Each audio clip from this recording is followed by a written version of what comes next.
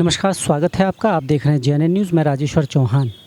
एक बार फिर से बीजेपी सरकार ने और बीजेपी आला कमान ने चौंका दिया है और ये चौंकाने का सिलसिला 2014 के बाद बरकरार है। और इस वक्त मामला है उपराष्ट्रपति को लेकर। उपराष्ट्रपति के नाम से पूरे देश को चौंका दिया, यानी कि वो नाम जो लोगों के जहन में नहीं था। मीडिया से लेके सूत्र तक नाम नहीं बता पा रहे थे।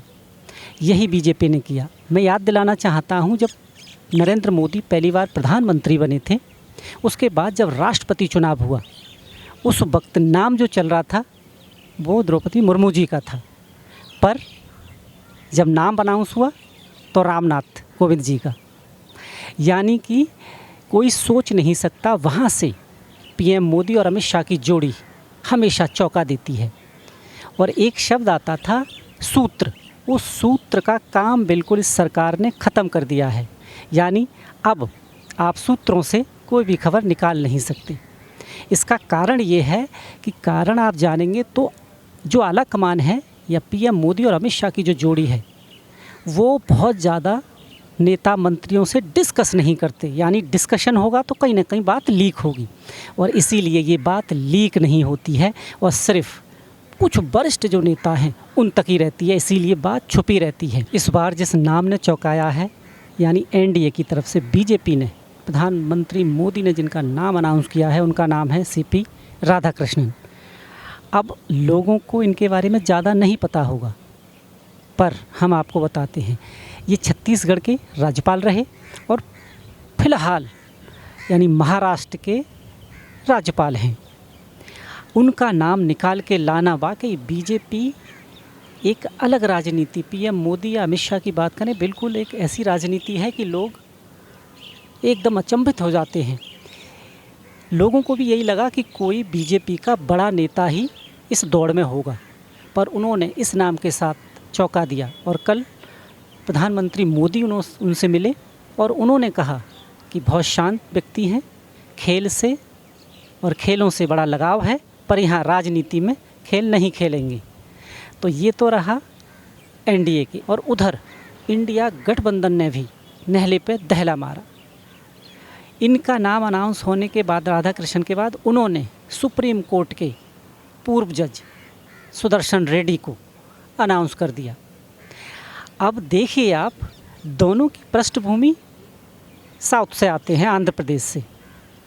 यानी इंडिया गठबंधन ने भी बहुत सोच समझकर रेड्डी साहब को उतारा है और उनका ये मानना है कि हम इनका नाम सुप्रीम कोर्ट के जो पूर्व जज हैं इसलिए लाए हैं क्योंकि वो गैर राजनीतिक हैं और कानून की पूरी जानकारी है।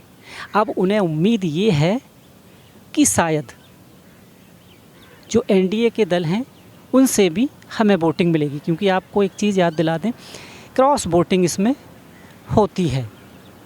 लोग अपने दिल की आवाज़ सुनते हैं और वोट करते हैं। अब दिलचस्प है दोनों का कि कौन चुना जाएगा, पर अगर बात करें गणित की, संख्या बल की, तो संख्या बल कहीं ना कहीं एनडीए के पूरे पक्ष में है।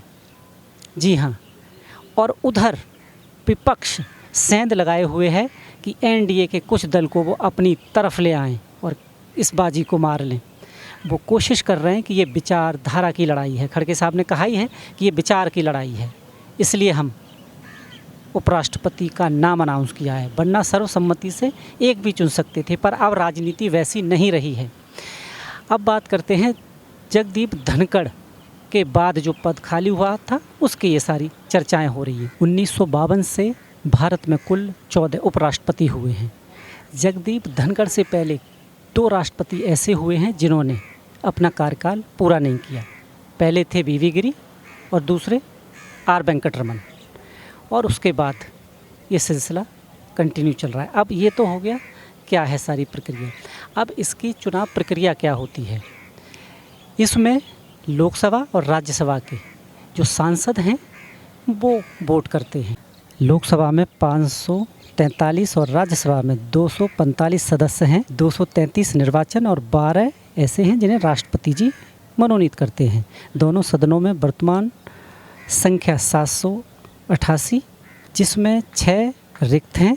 कुल 782 सांसद वर्तमान में हिस्सा लेंगे। किसी भी उम्मीदवार को जीतने के लिए 351 या उससे अधिक वोट चाहिए। एनडीए के पास लोकसभा में 293 और राज्यसभा में 129 वोट हैं। एनडीए के पास लगभग 422 वोटों का समर्थन है, जिससे उनका बहुमत पक्का माना जा रहा है। एनडीए के उपराष्ट्रपति दौड़ में सबसे आगे हैं। अगर ये सारा पूरा मैथमेटिक्स देखें तो सारा नंबरों का है। नंबर जिसके पास, बहुमत उसके पास। कहीं ना कहीं पीएम मोदी और अमित शाह की जो जोड़ी है वो सब गणना करने के बाद ही मैदान में उतरती है। उनकी बैटिंग ऐसी है कि कोई आउट ना कर सके। हर इलेक्शन से लेके, चाहे वो राष्ट्रपति के हों और चाहे उपराष्ट्रपति के हों। अगर उस उपराष्ट्रपति की बात करें तो ये दूसरा सबसे बड़ा संवैधानिक पद है और इस पद की लड़ाई में कांग्रेस और इधर इंडिया गठबंधन और एनडीए दोनों आमने सामने हैं। अब देखना ये है कि क्या होता है। कांग्रेस को उम्मीद है कि क्रॉस वोटिंग हो जाए और बीजेपी ऐसा होने नहीं देगी। 21 तारीख को नामांकन होगा, उसके बाद बाकी की प्रक्रियाएं और रिज़ल्ट भी बहुत जल्द सामने आएगा। कैमरामैन रवि के साथ मैं राजेश्वर चौहान।